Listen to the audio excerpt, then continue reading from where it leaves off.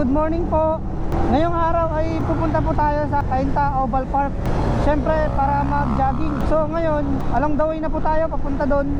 Ituturo ko lang po sa inyo kung ano po ba yung mga landmark na pwede nating madaanan pag papunta tayo doon. So ito, nasa Brookside Hills Gate 3 na tayo sa may Roblo or CK. Yan po yung isa sa landmark. Itong binabaybay natin ngayon ay punta ng Junction Cainta. Paglagpas natin ng Brookside, mag-U-turn lang po tayo. Ito, U-turn tayo dito. Kasi pag dinaretso natin yan, papunta yan ng Junction or EDSA, ganun, ng Cubao. Yan, U-turn tayo dito. Meron pong gasolinahan dito. Yan. Ito naman yung part na papunta ng Antipolo, Angono, ganun. Ayan po, meron pong sea oil dito. Isa sa landmark sa tabi ng highway yan. Landmark papunta ng Cainta Oval Park. Tapos po, pag dating dito, dire-diretso lang. Pwedeng lakarin, pwede ring sumakay. Pero hindi naman po siya gaano kalayuan. Ayan, dire-diretso lang po. Actually, first time ko lang ngayon mag-jogging dito. Dati, hindi kami natuloy. Pagkaalam ko, ito na yun eh. Unang kanto, kakaliwa ka. Marlo Drive pala yun, yung kabanan. Tapos, ano? Burado na yung street dito eh. Majestic ba yun? Majestic Street. Ayan po. Dito na po tayo sa One Cainta Oval Park. One Cainta Oval Park pala ang tawag dito. Tapos pa-parking muna tayo. Kaya pwede mag-park. Ayan, may tao dito. Po ba dyan na lang sa ano? Ayun, may isa dyan o. Sige po, dyan na lang po. Salamat po. Ayan, ito maluwag.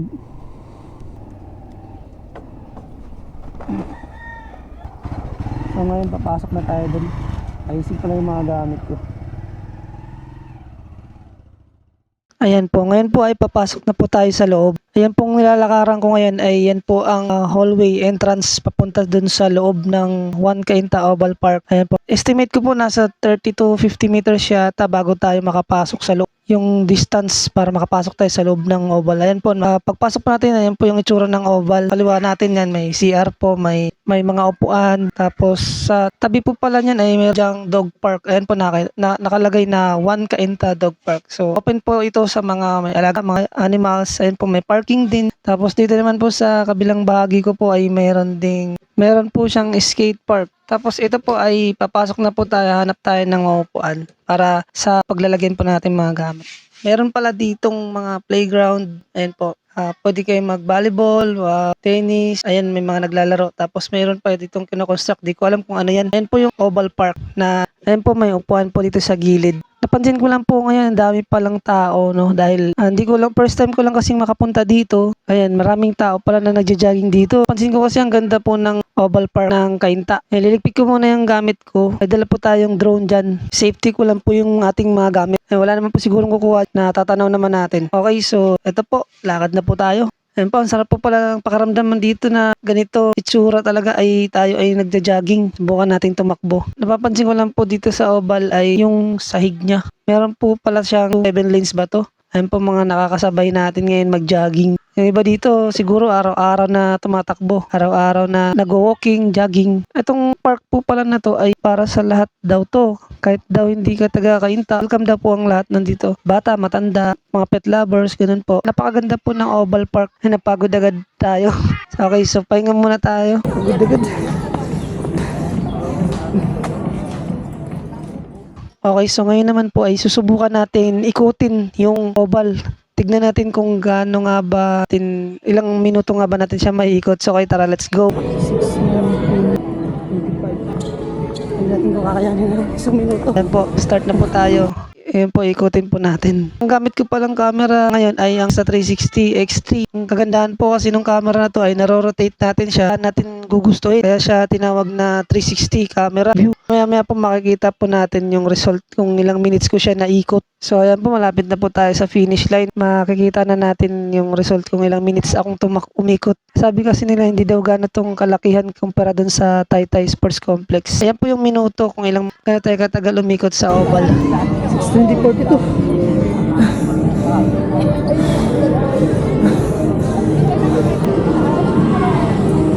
Nagit sa minuto pala.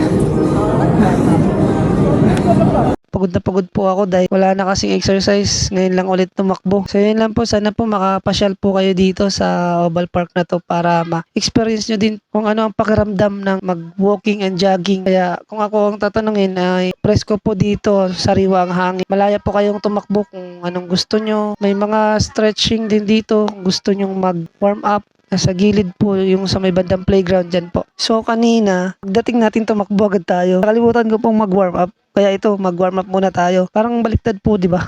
Dapat bago tayo mag-start mag-jogging, kailangan natin mag-warm up para ma-stretch natin ng mabuti ang ating katawan. Ayan po, nag-stretching muna tayo. Konting unat-unat, ting pajak-pajak, mga basic na warm up. Pampagising po yan ng katawan.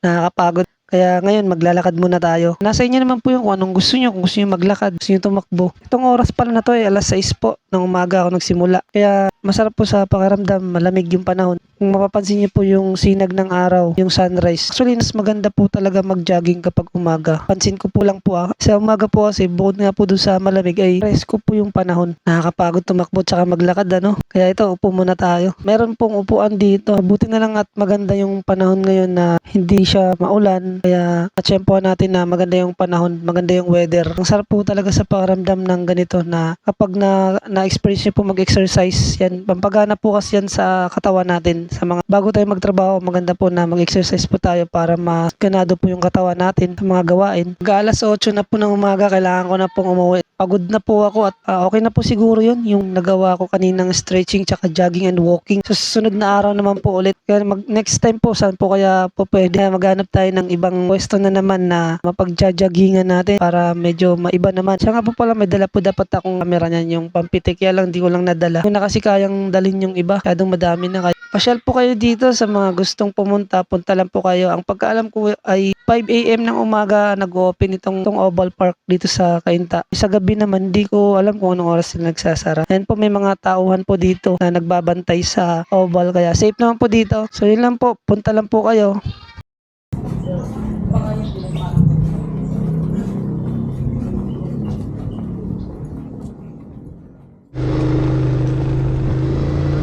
So yun po, pauwi na po tayo.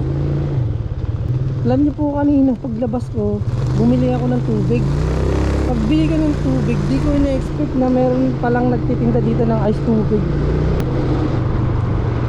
Kasi po yung ice tubig kasi mura lang siya.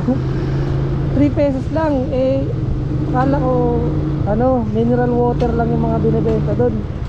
Kaya ang kagandahan po nun ay nakatipid tayo sa inumin. Kaya yun, ito na po pala, nasa labasan na tayo. Napakalapit lang po pala sa highway nung Oval.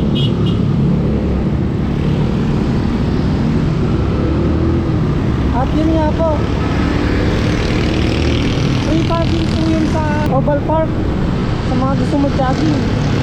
At yun nga po, yung tubig, mura lang pala yung tubig. 3 pesos lang yung ice tubig. Masasabi ko lang po sa Oval Park, sarap po mag-jogging. Salamat nga pala sa mayor natin. Mayor Nieto natin dahil siya po yung nagpagawa ng Oval Park na yan sa mga gusto mag-jogging. Next po ay sa Taytay naman siguro tayo. Maiba naman.